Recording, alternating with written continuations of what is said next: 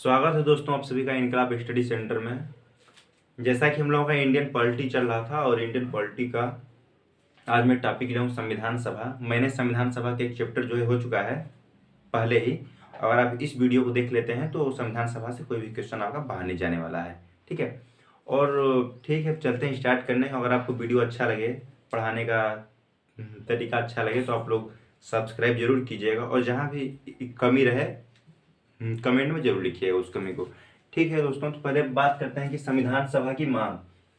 देखिए, संविधान सभा की मांग तो बहुत पहले से ही हो रही थी, लेकिन 1938 में जवाहरलाल नेहरू ने, ठीक है, 1938 में नेहरू ने मांग की कि हमारे भारतीयों के द्वारा एक संविधान सभा होनी चाहिए। मतलब कि जो भारतीय हैं वही चुनेंगे संविधान सभा के सदस्यों को, ऐसा एक संविधान सभा होना चाहिए। ठीक है, और इनके इस मांग को 1940 में जो है स्वीकार किया गया। ठीक है, और जिसे हम अगस्त प्रस्ताव के नाम से जानते हैं। ठीक है, जिसे हम अगस्त प्रस्ताव के नाम से जानते हैं। ठीक है, इन्होंने जो 1938 ईस्वी में एक प्रस्ताव रखा कि हमारे संविधान सभा होना चाहिए, और इस प्रस्ताव को 1940 में स्वीकार किया गया, इसीलिए इसे अगस्त प्रस्ताव कहा गया। और इसे अगस्त प्रस्ताव इसलिए कहा गया क्योंकि ये 8 अगस्त के दिन जो है स्वीकार किया गया था। ठीक है, 8 अगस्त 1940 के दिन ये स्वीकार किया गया था, इसीलिए इसे हम अगस्त प्रस्ताव के नाम से जानते हैं। दोस्तों, संविधान सभा की जो मांग थी बहुत पहले से ही की जा रही थी, लेकिन ऐसा क्या कारण था कि 1940 में इसे स्वीकार किया गया? देखिए, इसका एक मुख्य कारण था द्वितीय विश्व युद्ध। देखिए, आपको पता होना चाहिए कि द्वितीय विश्व युद्ध जो है 1939 से 1945 तक चला। ठीक है, और ये जो द्वितीय विश्व था, इसमें जो अंग्रेज थे वो अंग्रेज बुरी तरीके से हार रहे थे और उनको भारतीयों का साथ चाहिए था। तो भारतीयों का साथ उनको क्यों मिले? क्योंकि आपने हमारे लिए अगर आप मेरे लिए कुछ करेंगे तभी तो हम आपका साथ देंगे। तो इसीलिए उन लोगों ने हमें खुश करने के लिए ये जो है इस प्रस्ताव को स्वीकार किया। इसके बाद इन लोगों ने 1942 ईस्वी में क्रिप्स मिशन को भेजा। क्रिप्स मिशन को इन लोगों ने इसलिए भेजा भारत में। क्रिप्स मिशन को भेजने का इनका एक उद्देश्य था कि भारत में संविधान सभा का गठन किया जाए। लेकिन इस क्रिप्स मिशन को भारतीय जो मतलब कि जो उस टाइम कांग्रेस थी और मुस्लिम लीग थी, दोनों ने अस्वीकार कर दिया। ठीक है, इसे अस्वीकार करने का ये कारण था कि क्रिप्स मिशन जो हम लोग भी आधुनिक इतिहास जब पढ़ेंगे उसमें अच्छे से पढ़ेंगे, लेकिन मैं आपको शॉर्ट में बताता हूँ उसमें क्या जो है कि सबसे बड़ा दोष क्या था। इसमें सबसे बड़ा दोष यही था कि इसने ये बोला था कि भारत में जो कुछ लोग हैं, जैसे कि देसी रियासतें बहुत थी, तो उनमें ये बोला गया था अगर आप आज़ाद रहना चाहते हैं तो आप अपना अलग से संविधान बना करके रह सकते हैं। तो ऐसे में होता क्या कि हमारा जो देश है, इस देश में देखिए छोटे छोटे संविधान बन जाते हैं। ये छोटे छोटे संविधान का मतलब अलग अलग देश होते हैं। आप सोचिए, एक ही देश जो हमारा भारत है वो कई भागों में हो जाता है। इसी वजह से इसे अस्वीकार कर दिया गया। ठीक है, इसके बाद क्या हुआ कि 1946 ईस्वी में, ठीक है, अब ठीक है, मैं इसे यहाँ लिखता हूँ। फिर 1946 ईस्वी में कैबिनेट मिशन को भेजा गया भारत में। ठीक है, भारत में कैबिनेट मिशन को भेजा गया कि ये जाए और इंडिया में जाकर के संविधान सभा का गठन करे। ठीक है, और ये आई और इसे स्वीकार किया गया क्योंकि इसमें जो बातें कही गई, मुस्लिम लीग और जो कांग्रेस जो भारतीयों के मतलब की साइड से थे, स्वीकार किया गया। दोनों लोगों ने इसे स्वीकार किया। और फिर इसी ने जो कैबिनेट मिशन थे, इसी ने भारत में संविधान सभा का गठन किया और उस पर काम किया। तो पहले हम बात कर लेते हैं, कैबिनेट मिशन में 3 सदस्य थे जिनके बारे में हमें जानना चाहिए। ठीक है, पहले सदस्य हैं जो एवी अलेक्जेंडर। ठीक है, एवी अलेक्जेंडर, और दूसरे हैं पैथिक लॉरेंस।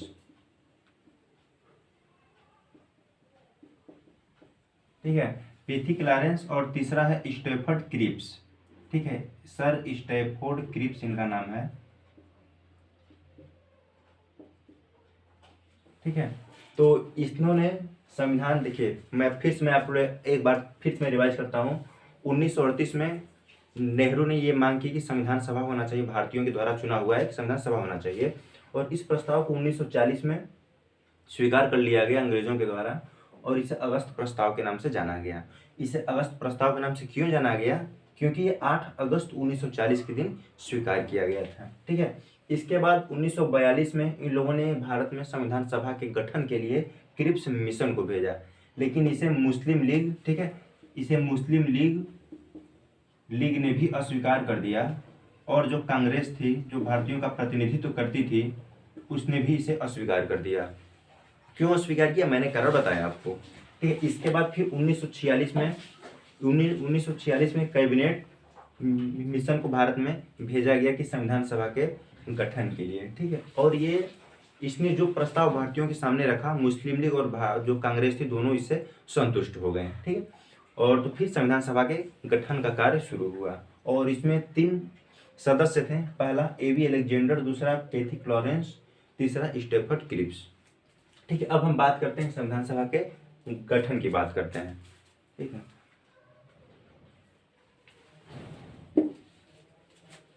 आप स्क्रीनशॉट ले सकते हैं अगर लेना।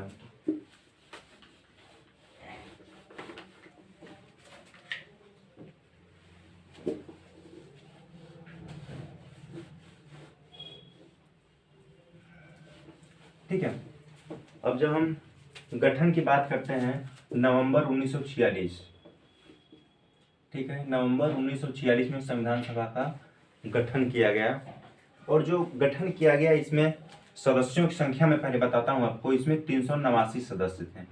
ठीक है, टोटल 389 सदस्य थे, जिसमें से 296 जो है ब्रिटिश प्रांत या ब्रिटिश भारत बोल सकते हैं। ठीक है, ब्रिटिश प्रांत का मतलब कि जहाँ पर ब्रिटिश प्रमुख होते थे वहाँ के, मतलब कि इनके यही बोलते थे, जो वहाँ वही होता था। और जो इसमें 93 बचे हैं वो देसी रियासत, ठीक है, देसी रियासत के लिए था। और देसी रियासत देखिए जो था वहाँ मतलब कि राजा प्रमुख होता था, जो रियासतों के प्रमुख होते थे उनके द्वारा यहाँ पर शासन जो कार्य जो है सब कुछ किया जाता था। ठीक है, संविधान सभा का गठन हो गया और इसमें प्रमुख बात ये कहा गया कि जब संविधान सभा का चुनाव होगा तो 10 लाख लोगों में से एक लोगों को जाना था। ठीक है, 10 लाख लोगों के बीच से एक प्रतिनिधि को जाना था संविधान सभा के लिए। ठीक, 10 लाख लोगों के बीच से एक व्यक्ति को। ठीक है, आप इसे ध्यान में रखिए।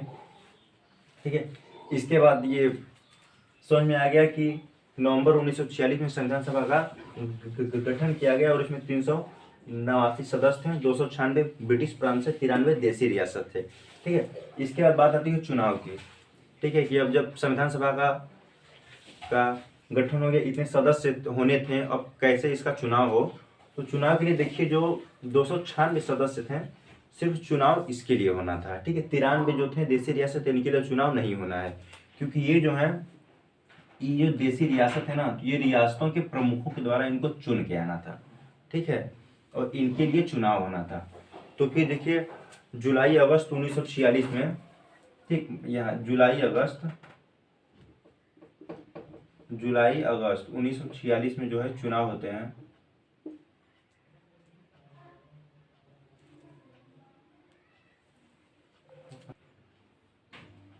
हाँ, तो देखिए जुलाई अगस्त 1946। अब यहाँ पे आप कंफ्यूज मत होइएगा कि पहले आपने बताया कि नवंबर 1946, फिर नवंबर के बाद कैसे जुलाई आ गया। तो देखिए पहले जो है चुनाव हुए। ठीक है, पहले चुनाव हुए सदस्यों के लिए, इसके बाद यहाँ पर जो है इतने मतलब कि सदस्यों की संख्या हुई थी। ठीक है, तो जब 1946 में चुनाव होते हैं तो चुनाव में भाग कौन कौन लेता है ये मैं आपको बताना चाहता हूँ। ठीक है, इसमें 2 पॉइंट आप ध्यान रखिएगा। लिखा है कि वयस्क मतदाताओं, इसका मतलब कि जो आम लोग थे, जो आम इंसान थे, उनके द्वारा प्रत्यक्ष रूप से नहीं चुना हुआ था। ठीक है, जो संविधान सभा में लोग गए थे प्रत्यक्ष रूप से नहीं, जैसे कि राष्ट्रपति का चुनाव होता है, हमने सांसद विधायक अपने चुने और वो लोग वोट देकर के राष्ट्रपति को चुनते हैं, और उसी प्रकार से था, हमने किसी व्यक्ति को अपने क्षेत्र से चुना और वो जाकर के वहाँ पर संविधान सभा के लिए किसी व्यक्ति को चुने। ठीक, यही बात थी। और दूसरा देखिए कि महिलाएं भी शामिल थी। संविधान सभा का जो चुनाव हुआ उसमें महिलाएं भी शामिल थी और महिलाओं की संख्या थी 15। ठीक है, इतनी औरतें भी चुनी गई थी। और इसका रिजल्ट जब आया, जब जब इसका रिजल्ट आता है तो इंडियन जो कांग्रेस थी, ठीक है, एक कांग्रेस देखिए 208 सीट कांग्रेस के पास जाता है, ठीक है, कांग्रेस के पास 208 सीट और 73 जो है मुस्लिम लीग, ठीक है, 73 मुस्लिम लीग। और इसके बाद अन्य जो थे, अन्य में मैं बताता हूँ आपको, अन्य 15। जो ये अन्य थे ना, अन्य में जो है बहुत छोटी छोटी पार्टियां थी और उन पार्टियों में से किसी भी पार्टी के पास एक से ज़्यादा सीट नहीं था, ठीक है, इसका मतलब कि इतनी छोटी छोटी भी पार्टियां थी, ठीक है। अब इनका आप टोटल करते हैं तो आ जाएगा, ठीक। इसके बाद फिर हम बात करते हैं, इलेक्शन हो गया, ठीक है। देखिए पहले संविधान सभा की मांग हो गया, गठन हो गया, इसके बाद इसके लिए संविधान सभा के लिए चुनाव हुए, कितने कहाँ से कितने चुन के गए, ठीक है, किस प्रकार से चुना गया उनको, सब कुछ यहाँ पर हो गया है, ठीक। ठीक है। और इसके बाद यहाँ एक और महत्वपूर्ण मैं बात करना चाहता हूँ कि जो संविधान सभा था इसमें महात्मा गांधी जी शामिल नहीं थे, ठीक है। आपको ये देखिए महात्मा गांधी, ठीक है, गांधी जी और जिन्ना, ये जो बड़ी हस्तियां थी संविधान सभा में सम्मिलित नहीं थी, ठीक। ये इस चीज़ को आप लोग जानते रहिए। इसके बाद हम लोग बात करते हैं कि संविधान सभा की बैठक कब होती है, ठीक है। तो संविधान सभा की आप यहाँ स्क्रीनशॉट ले सकते हैं चाहें तो।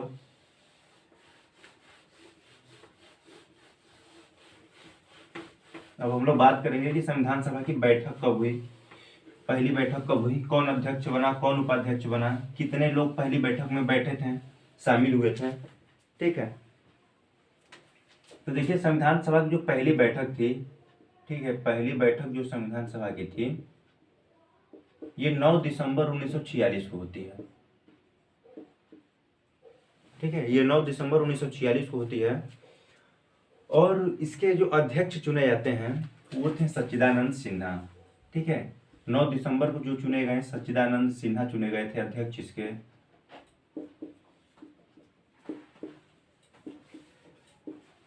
ठीक है दोस्तों, सच्चिदानंद सिन्हा चले और इनको अस्थायी सदस्य चुना गया था क्योंकि अस्थायी सदस्य नहीं थे, ठीक है, और ये अस्थायी अध्यक्ष थे, ठीक। ये अध्यक्ष हैं संविधान सभा के, ये चीज आप याद रखिए। इसके बाद जो 11 दिसंबर को, ठीक है, 11 दिसंबर 1946 को ही 2 दिन बाद ही राजेंद्र प्रसाद को अध्यक्ष चुना गया और जो ये अस्थायी सदस्य थे, ठीक है, राजेंद्र प्रसाद को अध्यक्ष के रूप में चुना गया और ये अस्थायी सदस्य, अस्थायी अध्यक्ष थे ये, ठीक है। अध्यक्ष मैं यहाँ लिखता हूँ अभी, ये अध्यक्ष थे, ठीक है, और ये अस्थायी अध्यक्ष थे, ठीक है। और इसके बाद बात करते हैं हम कि संविधान सभा में 2 उपाध्यक्ष भी थे, ठीक है। संविधान सभा में देखिए उपाध्यक्ष 2 थे। ये क्वेश्चन जो है काफी बार एग्जाम में आता है कि संविधान सभा के उपाध्यक्ष का नाम बताएं, और या तो फिर पूछेगा कि कितने उपाध्यक्ष थे संविधान सभा में, ठीक है।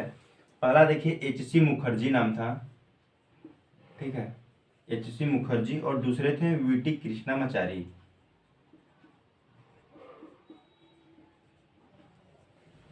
ठीक है।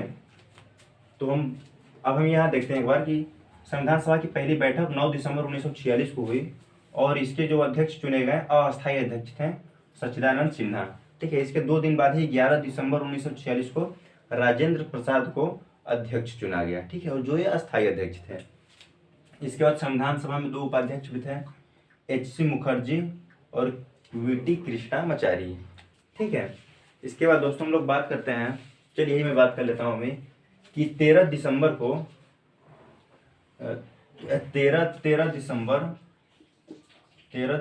1946 को ही उद्देश्य प्रस्ताव जो है पेश किया गया, ठीक है। उद्देश्य प्रस्ताव संविधान सभा में पेश किया गया और इसे 22 जनवरी 1947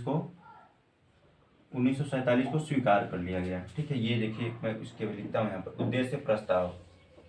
अब आप ये सोचेंगे कि ये उद्देश्य प्रस्ताव क्या था, तो मैं भी आपको बताता हूँ।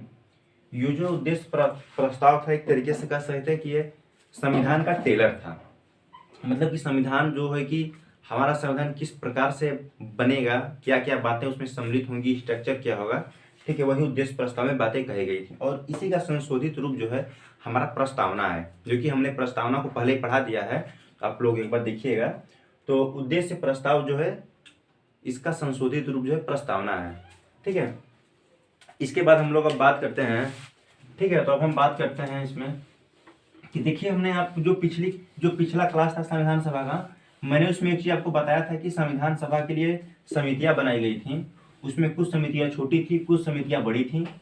ठीक है, हमने बात किया था आपसे, और मैं यहाँ पर समितियां नहीं बताऊंगा क्योंकि समिति जो पहले क्लास में हो चुकी है। आप लोग पहले क्लास को देखिएगा तो जो प्रारूप समिति थी सबसे बड़ी समिति थी। ठीक है, मैं यहाँ देखता हूँ, मैं प्रारूप समिति जो है सबसे बड़ी समिति थी, और ये 29 अगस्त 1947 को बनाई गई थी। ठीक है, और इसमें 7 सदस्य थे। इसके अध्यक्ष कौन थे? भीमराव अंबेडकर थे। आपको पता है कि मैंने पिछली क्लास में पढ़ाया हुआ है, पूरा सदस्यों के हमने नाम भी लिखे हुए हैं, आप लोग देख लीजिएगा। मैं इसलिए यहाँ बता रहा हूँ, जो प्रारूप समिति थी, संविधान सभा कैसे बनेगा, क्या क्या चीज़ें उसमें होंगी, सबसे बड़ा जिम्मेदारी इसी समिति के ऊपर दी गई थी। तो इसने जो अपना प्रारूप पहले जो संविधान सभा का पहला प्रारूप पेश किया वो फरवरी जो है 1948 में। ठीक है, फरवरी 1948 में इन्होंने पहला प्रारूप पेश किया। ठीक है, पहला प्रारूप। ठीक है, अगर क्वेश्चन आता है कि संविधान सभा का पहला प्रारूप कब पेश किया गया था, तो फरवरी 1948 में। किसके द्वारा किया गया था? प्रारूप समिति के द्वारा किया गया था। ठीक, और प्रारूप समिति के अध्यक्ष कौन थे? भीमराव अंबेडकर थे। सदस्य कितने थे प्रारूप समिति में?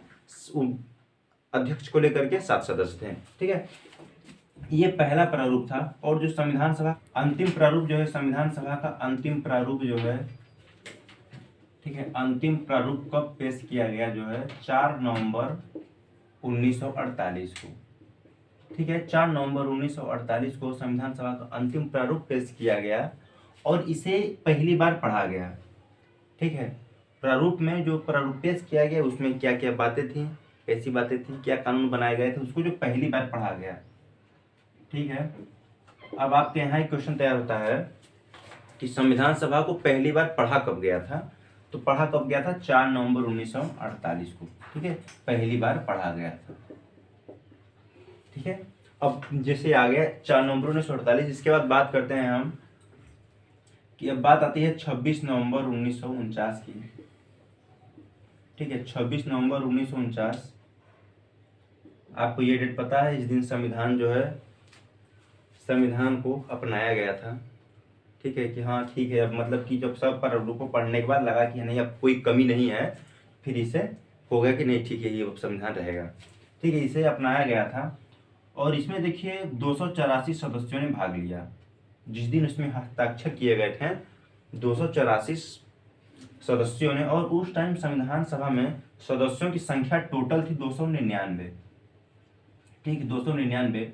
अब आपको यहाँ पर कंफ्यूजन होगी कि पहले तो सदस्यों की संख्या थी 389, लेकिन यहाँ 299 क्यों टोटल बता रहे हैं? मैं इसलिए टोटल यहाँ 299 बता रहा हूँ क्योंकि जो भारतीय स्वतंत्रता अधिनियम 1947 आया था, मैं उसके बारे में भी चर्चा करूँगा आपसे। तो उसमें जो है मुस्लिम लीग संविधान सभा से अलग हो गया। ठीक है, पाकिस्तान का डिमांड करके वो अपना अलग हो गया था, इसीलिए हमारे सदस्यों की संख्या गिर गई थी। ठीक है, 299। लेकिन जिस दिन हस्ताक्षर किए गए थे, कुल टोटल संविधान सभा में जब हस्ताक्षर हुए तो 284 सदस्यों ने ही हस्ताक्षर किए थे। ठीक है, और जिसमें से 7 महिलाएं भी थी। ठीक है, महिलाएं भी थी 7। मैं महिलाओं की इसलिए बता देता हूँ क्योंकि काफ़ी बार क्वेश्चन आता रहता है। ठीक है, 284 सदस्य टोटल थे और जिसमें 7 महिलाएं थी। ठीक है, इन्हीं लोगों ने हस्ताक्षर किए थे। हस्ताक्षर, ठीक है, इन लोगों ने हस्ताक्षर किए संविधान सभा पे। और यहाँ मैं एक बात कहना चाहता हूँ कि 24 जनवरी 1950, ठीक है, अब यहाँ देखिए 24 जनवरी 1950 को संविधान सभा की अंतिम बैठक हुई थी। देखिए ये सब जो क्वेश्चन है ना, पॉइंट वाइज जो है, ये मतलब कि पॉइंट टाइप क्वेश्चन पूछ देता है कि संविधान सभा का अंतिम बैठक कब हुआ था, संविधान सभा को अपनाया कब गया था, संविधान सभा को लागू कब किया गया था। मैं आपसे बताना चाहता हूँ कि बीएड का भी इंट्रेंस था, पिछले साल बीएड का इंट्रेंस जो हुआ था उसमें क्वेश्चन आ गया था कि संविधान सभा को लागू कब किया गया था। अब देखिए लागू किया गया और अपनाया यानी में अंतर है, मैं भी आपको समझाऊंगा भी क्या अंतर है। ये देखिए इस दिन जो संविधान सभा की अंतिम बैठक हुई थी। ठीक है, संविधान सभा की अंतिम बैठक हुई थी 24 जनवरी 1950 को, और संविधान को 26 जनवरी 1950 को लागू किया गया था। ठीक, ये लागू है। और इस दिन मैंने क्या बोला, इस दिन अपनाया गया था। अब आपके मन में सवाल होगा कि अपनाया गया था तो लागू भी कर देना चाहिए था उसी दिन। लेकिन देखिए 1929 में लाहौर अधिवेशन जब हुआ था, तो मैं जब आधुनिक इतिहास पढ़ाऊंगा तो सब कुछ पढ़ाऊंगा आपको, कब लाहौर अधिवेशन हुआ, कब क्या हुआ। बस यहाँ पर बात आई तो आप इतना जानिए कि जब लाहौर अधिवेशन हुआ था 1929 में, तो नेहरू जी ने ही उस दिन पूर्ण स्वराज जो है भारत को घोषित कर दिया था। ठीक, और अपना तिरंगा फहराया गया था। इसीलिए हुआ कि इसी दिन को 26 जनवरी के दिन ही वहाँ पर किया गया था। इसीलिए हुआ कि 26 जनवरी के दिन ही हम लोग संविधान को लागू करेंगे। 26 नवंबर हो गया, इसके बाद अब जब जो भी अब जनवरी आएगा 26 जनवरी, तो 1950 में तो आएगा। इसीलिए 26 नवंबर 1949 को अपनाया गया, लेकिन लागू कब किया गया, 26 जनवरी 1950 को लागू किया गया। ठीक है, अब हम देखिए बात करते हैं जो भारतीय स्वतंत्रता अधिनियम 1947 था, इससे हमारे संविधान सभा में क्या क्या परिवर्तन हुए। ठीक है, मुख्य तीन चेंज हुए थे और मैं उन्हीं के बारे में आपसे चर्चा करूंगा। ठीक है,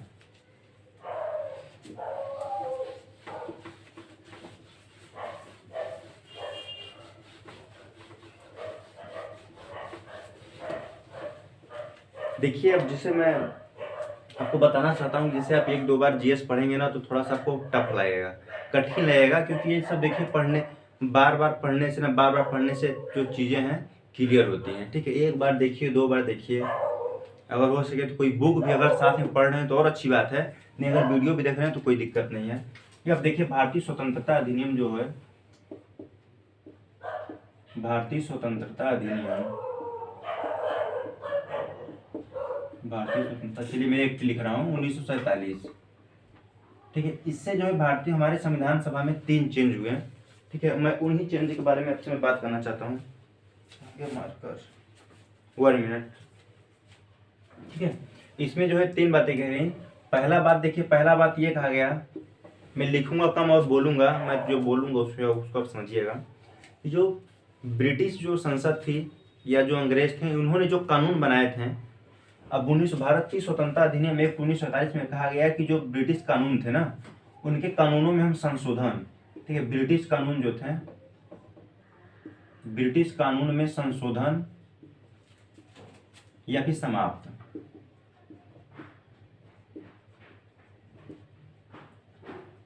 मतलब ये था कि जो ब्रिटिश जो कानून बनाए हुए थे उनमें या तो हम संशोधन कर सकते हैं या तो उनको पूरे तरीके से समाप्त करके हम अपना नया कानून बना सकते हैं। ठीक है, और दूसरी बात इसमें यह कहा गया था, और दूसरा परिवर्तन ये हुआ, जो हमारा संविधान सभा था उसको 2 कार्य मिले हैं। पहला, संविधान सभा को देखिए, संविधान सभा के 2 कार्य हो गए हैं सभा के। ठीक है, संविधान सभा के 2 कार्य हो गए थे उस टाइम। ठीक है, पहला ये था कि वो संविधान जो है कि कानून बनाया, देश के लिए कानून बनाए। ठीक है, देश के लिए कानून बनाए, और दूसरा था कि आम कानूनों को लागू करे, मतलब कि जो स्वतः हम, क्योंकि हमारा देश उस टाइम पे तो स्वतंत्र हो गया था। ठीक है, तो जो आम, अब भाई जब देश स्वतंत्र है तो देश को चलाने के लिए कुछ नियम कानून चाहिए। सभा भी पूरी तरीके से कंप्लीट हुई नहीं है बन के, इसीलिए हुआ कि आम जो कानून लागू, मतलब कि होता था कि कुछ कानूनों को लागू कर दिया गया था कि ठीक है भैया, कानून रहेगा तो थोड़ा देश चलेगा ना सही से, इस वजह से। ठीक है, तो यहाँ देखते हैं कि संविधान सभा के 2 कार्य हो गए। तो पहला देश के लिए कानून बनाना, और दूसरा है कि आम कानूनों को लागू करना, मतलब कि ये विधायिका के रूप में भी कार्य कर रही थी। ठीक है, विधायिका के रूप में, विधायिका आपको पता होगा, विधायिका जो है, विधायिका, कार्यपालिका, न्यायपालिका, ये सब।